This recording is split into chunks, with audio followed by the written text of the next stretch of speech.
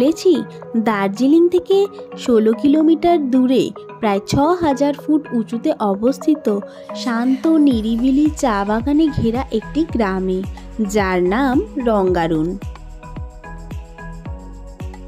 NJP station থেকে রঙ্গারুনের দূরত্ব প্রায় 70 কিলোমিটার। আসতে সময় লাগে 3 থেকে 3.5 ঘন্টার মতো। আমরা বুক করেছি বিশান রাইজের নীলাম হোমস্টে।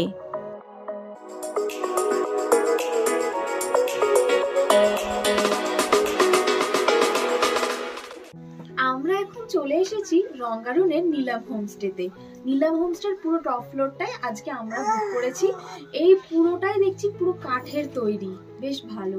চলো তোমাদের নীলাম হোমস্টের টপ ফ্লোরটা একটু ঘুরিয়ে দেখাই।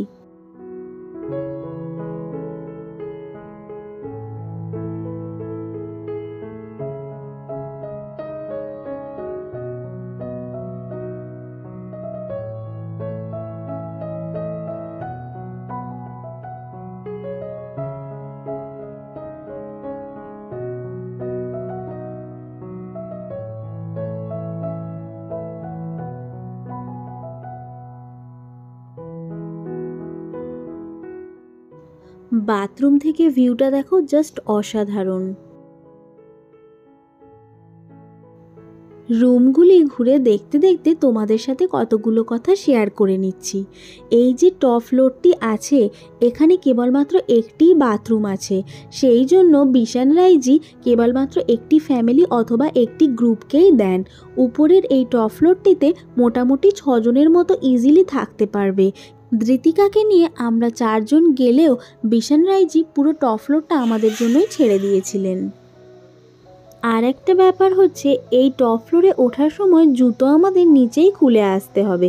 তবে খালি পা নয়, ওনারা স্লিপারের ব্যবস্থা করে দিয়েছেন, সেগুলো পরে আমরা উপরে উঠতে পারবো।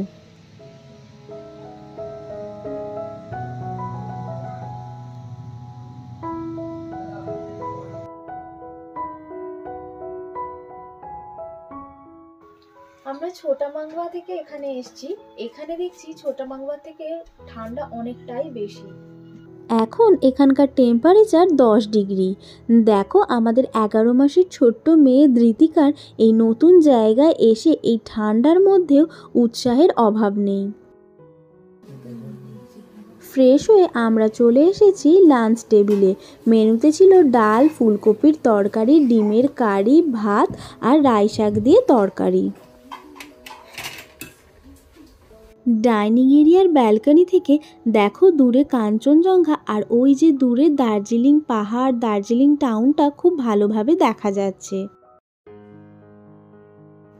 খাওয়া দাওয়া করে আমরা বেরিয়ে পড়েছি একটু পায়ে হেঁটে এই রঙ্গারুন গ্রামটাকে ঘুরে দেখব বলে।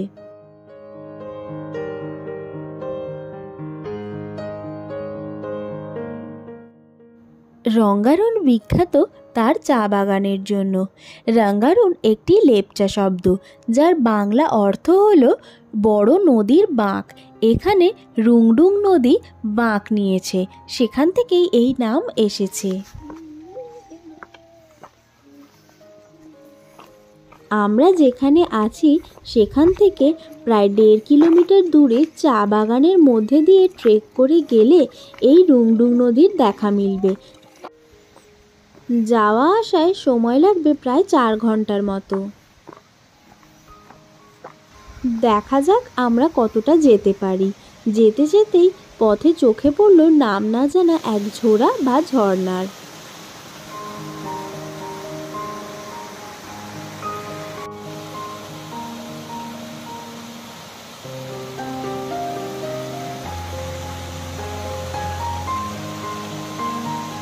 আমরা এখন নীলাম হোমস্টে থেকে দুপুরবেলা খাওয়া দাওয়া করে এখন বাইরে গ্রামটা ঘুরে দেখতে বেরিয়েছি। খাওয়ার মেনু খুব সিম্পল ছিল কিন্তু খুব টেস্টি ছিল। গ্রামটা ঘুরে দেখছি কিন্তু বেশ ভালোই ঠান্ডা লাগছে। অন্ধকার মতো হয়ে এসছে, এখন বেশি বাজে না, 3টে বাজে।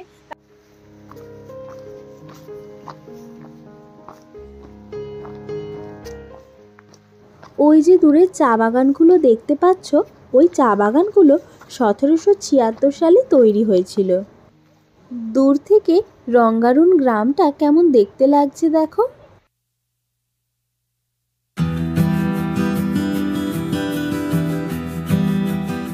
ওই যে দেখো দূরে চা বাগানের মধ্যে দিয়ে যে রাস্তা চলে গেছে, সেই রাস্তা ধরে গেলেই দেখা মিলবে রুংডুং নদীর।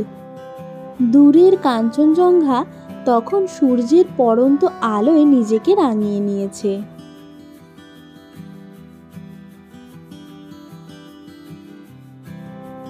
তাপমাত্রা আরো কমে যাওয়ায় আমাদের খুব ঠান্ডা লাগছিল, তাই ছোট বাচ্চা নিয়ে আমরা আর এগোলাম না। এবার আমরা তাই ফিরে চললাম হোমস্টের পথে।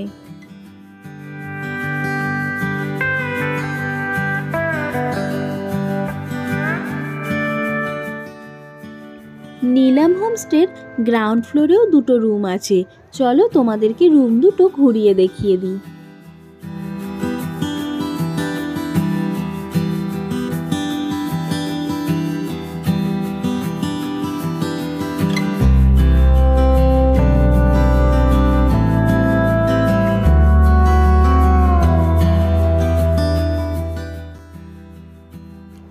সন্ধ্যা হয়ে এসেছে, দেখো দার্জিলিং পাহাড়ে আলো জ্বলে উঠেছে। এই মায়াবী অপরূপ দৃশ্য ভোলার নয়। ঠান্ডায় তাড়াতাড়ি ডিনার করে আমরা শুয়ে পড়লাম। ভোর হলো, দোর খোলো, খুকুমনি ওঠোরে, ঠিক এইভাবেই যেন বাইরের দৃশ্য আমাদের ঘুম ভাঙালো।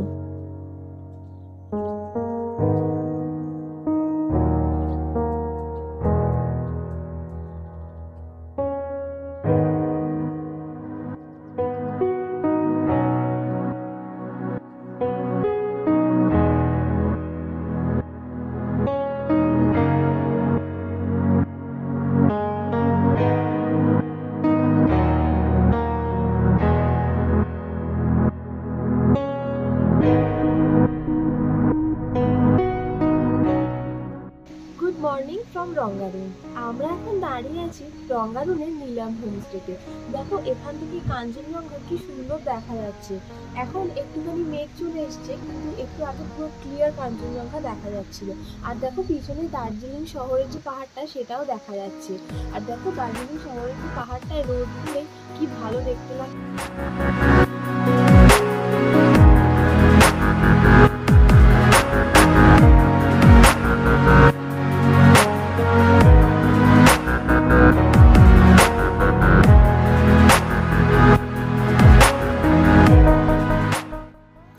আজকে আমাদের রঙ্গারুন ভ্রমণের শেষ দিন।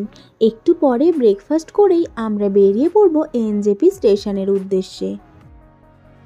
সময়ের অভাবে প্রচণ্ড ঠান্ডার জন্য অনেক কিছুই আমাদের দেখা হলো না, যেমন রুংডুং নদী, শতাব্দী প্রাচীন চায়ের কারখানা, একটি মন্দির ইত্যাদি। তবে যা স্মৃতি নিয়ে ফিরছি তা ভোলার নয়। বিশান রাইজির আতিথেয়তায় আমরা মুগ্ধ হলাম।